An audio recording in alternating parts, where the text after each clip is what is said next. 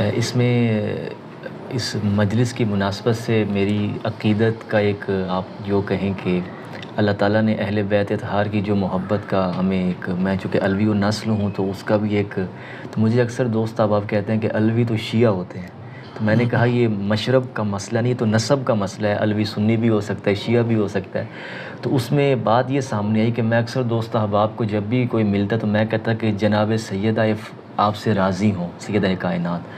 وہ کہتے طلحہ بھائی یہ تو آپ شرک ہے، اللہ کو راضی کرنا چاہیے، سیدہ کائنات کو راضی کیوں کرنا چاہیے؟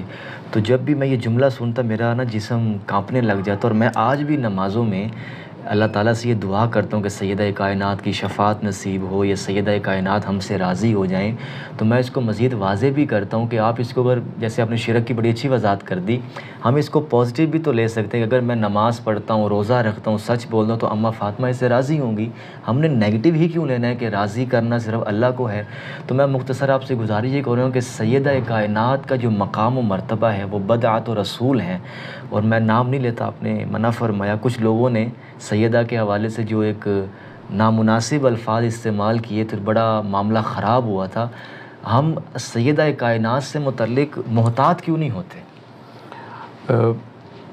چونکہ نام میں نے آپ کو منع کیا نہ لیں، لیکن میں نے ایسے لوگوں کے لیے مختلف ٹرمز ڈیفائن کیے۔ ٹھیک ہے۔ تو میں نے اس شخص کے لیے جب اس نے یہ ایسے معاملات کیے تو میں نے اس کا نام جب بھی میں انٹرویو میں لیتا تھا تو میں اسے گستاخ سیدہ کے نام سے کہتا تھا۔ صحیح۔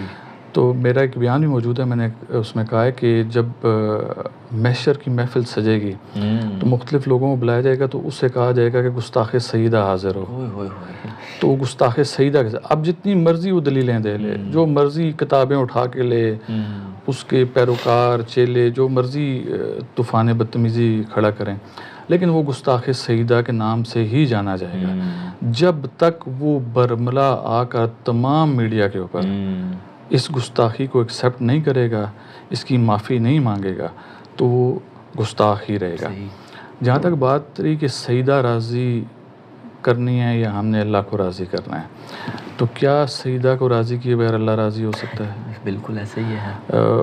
میرا ایک ملازم تھا، اس نے گراس مس کنڈکٹ کیا، تو گراس مس کنڈکٹ کا مطلب ہوتا ہے فائر کر دینا، تو اس سے معلوم تھا کہ پیر صاحب مجھے اب فائر کر دیں گے، نوکری سے نکال دیں گے۔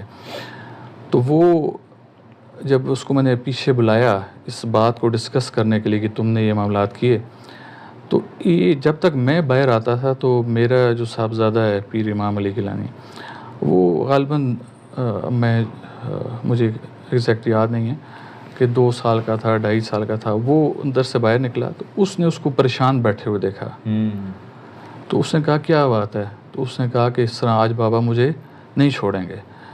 تو اس نے کہا کہ میں بابا سے کہوں گا تمہیں کچھ نہ کہیں۔ اچھا۔ تو اس نے کہا اچھا، اس نے کہا کہ تو پیر صاحب مجھے کیا کرنا ہوگا؟ وہ کہتا ہے مجھے تم اپنے کندھوں پہ بٹھاؤ۔ کیا بات ہے۔ تو میں یہ سارا ماجرا دیکھ رہا تھا، تو اس نے میرے صاحبزادے کو کندھوں پہ بٹھایا اور وہ چلنا شروع ہو گیا۔ میں جب باہر نکلا تو میں نے اس سے وہ معاملہ ڈسکس ہی نہیں کیا۔ کیا بات ہے۔ میرے صاحبزادہ اس کو گارنٹی دے چکا تھا کہ بابا تمہیں اب کچھ نہیں کہیں گے۔ تو سوچیں کہ یہ تو میرا صاحبزادہ تھا، وہ کس کی صاحبزادی ہیں؟ اس سیدہ کائنات کو راضی نہیں کرو گے تو حضور کو راضی کرو گے؟ حضور علیہ السلام نے تمام عبادات کا ایک نچوڑ بتا دیا اس امت کو۔ آپ نے فرمایا، کہتے ہیں نا جی کہ حدیث کی تو ہم لازمی جائیں گے، تو جس صاحب نے بولا ہے نا وہ بھی سن لیں گے، ایسی چیزوں کو سنتے ہیں، کہتے ہیں ہم نہیں سنتے لیکن سنتے ضرور ہیں۔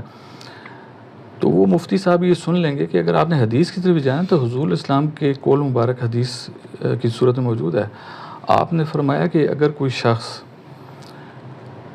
کعبہ شریف میں روزے کی حالت میں مقام ابراہیم اور حجر اسود کے درمیان فرض نماز ادا کر رہا ہو، تو آپ ذرا ذائچہ کھینچیں، حج کا موقع بھی ہو سکتا ہے، یہ فرض نماز بھی آ گئی، حج بھی آ گیا بیچ میں، مقام ابراہیم اور حجر اسود بھی شامل ہو گیا، روزے جیسی عبادت بھی آ گئی۔ آپ فرماتے ہیں کہ اگر وہ اس حالت میں مرتا ہے ان عبادات کو بجا لاتے ہوئے، لیکن ساتھ ہی ساتھ رائی برابر اس کے دل میں میری آل سے متعلق بغض ہے، تو سیدھا جہنم میں جائے گا۔